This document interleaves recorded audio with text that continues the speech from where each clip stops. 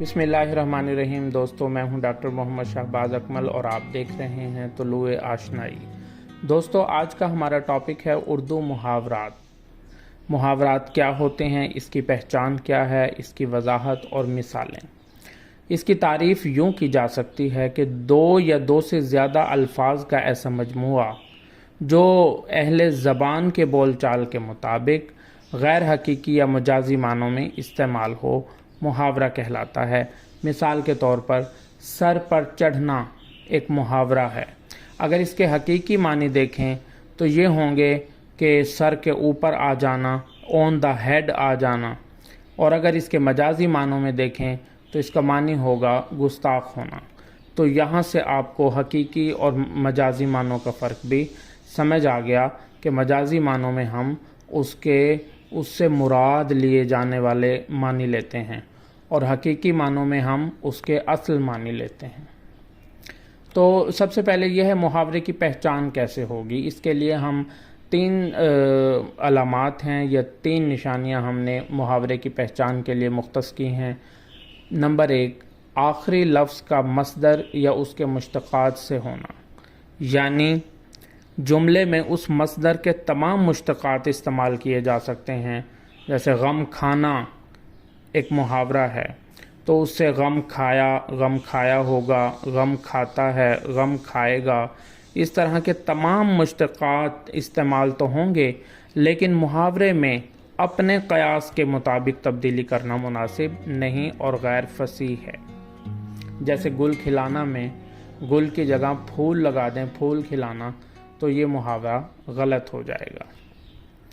اب بہت سارے لوگ روزمرہ اور محاورہ میں کنفیوز ہو جاتے ہیں کہ ان میں کیا فرق ہے، ان میں کیا ہے۔ تو ایک سب سے بڑا فرق تو جو میں آپ کو بتانے جا رہا ہوں وہ یہ ہے کہ محاورے میں ہمیشہ جب آپ سے محاورہ پوچھا جائے گا تو اس کے آخری لفظ میں نون الف نا علامت مصدر لازمی آئے گی۔ روزمرہ میں ایسا نہیں ہوگا۔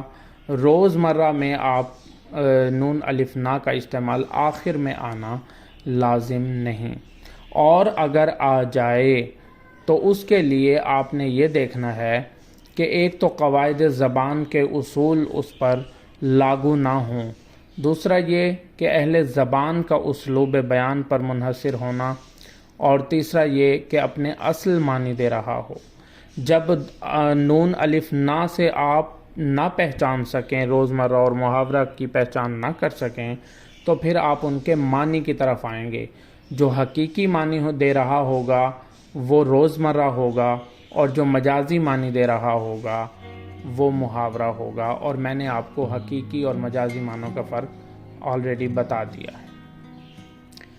روزمرہ اور محاورے میں پھر کچھ مشتقات ہیں، دونوں میں کچھ چیزیں سملر ہیں، سیم ہیں۔ تو سب سے پہلے تو یہ ہے کہ دونوں جو روزمرہ اور محاورے ہیں یہ اہل زبان کا اسلوب بیان ہی ان کی کسوٹی ہے۔ اور نمبر 2 یہ کہ کسی لفظ اور اس کی ترتیب کو بدلا نہیں جا سکتا، اور اپنے اندازے لگا کر لفظ کو یا اس کے معنی کو بیان نہیں کیا جا سکتا۔ اور تیسرا ان کی خوبی دونوں کی مشترکہ یہ ہے کہ تحریر اور تقریر کے حسن میں دونوں اضافہ کرتے ہیں۔ ایک بڑا دلچسپ جملہ ہے جی کہ ہر محاورہ روزمرہ ہوتا ہے لیکن ہر روزمرہ محاورہ نہیں ہوتا۔ اس کو بھی سمجھنے کی ضرورت ہے کہ محاورے کو ہم بطور روزمرہ استعمال کر سکتے ہیں لیکن ہر روزمرہ کو محاورہ نہیں ہو سکتا، کیونکہ محاورے کے لیے علامت مصدر کا آنا اور ایک خاص کیفیت کا ہونا لازمی ہوتا ہے۔ مثال کے طور پر اگر ہم دیکھیں کہ ان کی عمروں میں 19-20 کا فرق ہے، یہ ایک روزمرہ ہے۔ اب 19-20 کو آپ 20-30 نہیں کر سکتے۔ اسی طرح اگر محاورہ ہے تو اس میں ہے کہ 3-5 کرنا، تو 3-5 کرنا محاورہ ہے، اس کے آخر میں علامت مصدر نا ہے، اور جبکہ اوپر جو فقرے میں بیان کیا گیا ہے اس میں علامت مصدر بھی نہیں ہے اور وہ اپنے حقیقی معنوں میں استعمال ہو رہا ہے۔ مزید ہم آج کے اہم محاورے جو امتحانی نقطہ نگاہ سے بہت اہم ہیں ان چند محاوروں پہ نظر ڈالیں گے، ان کے معنی آپ سے شیئر کریں گے۔ تو ہم چلتے ہیں اپنے چند اہم محاوروں کی طرف۔ آپے سے باہر ہونا مطلب بہت غصہ آ جانا، طیش میں آ جانا۔ آٹے میں نمک ہونا، معمولی حیثیت ہونا، بہت ہی تھوڑی مقدار میں ہونا۔ آب و دانہ اٹھنا، آب و دانہ اٹھنا سے مراد یہ ہے کہ یہاں اب ہمارا رزق نہیں رہا اور اب ہم یہاں سے کوچ کرنے والے ہیں، سفر کے لیے تیار ہونا۔ آسمان ٹوٹ پڑنا، مصیبت آنا۔ آنکھیں پھیر لینا، بے مروت ہو جانا، خود غرضی اختیار کر لینا۔ آفت کا پر کالا ہونا، بہت زیادہ شرارتی ہونا۔ اور دوسرا یہ ہے، اگر یہ فیمیل کے لیے بھی استعمال ہوگا کہ رخسانہ آفت کا پر کالا ہے، تو وہاں بھی کی استعمال نہیں ہوگا، آفت کی پر کالا غلط ہوگا۔ آفتاب لب بام ہونا، مرنے کے قریب ہونا، لب مرگ ہونا۔ دامن تر ہونا، گنہگار ہونا۔ رات بھیگنا یعنی آدھی رات کا عمل گزر جانا، آدھی رات کے بعد کا وقت۔ ہفت خواں سر کرنا، کسی بہت مشکل کام کو مکمل کر لینا، کوئی مارکہ سر کر لینا، اسے ہفت خواں سر کرنا کہتے ہیں۔ نقش بر آب ہونا، فانی ہونا، بے ثباتی ہونا۔ پانی بھرنا، غلامی کرنا۔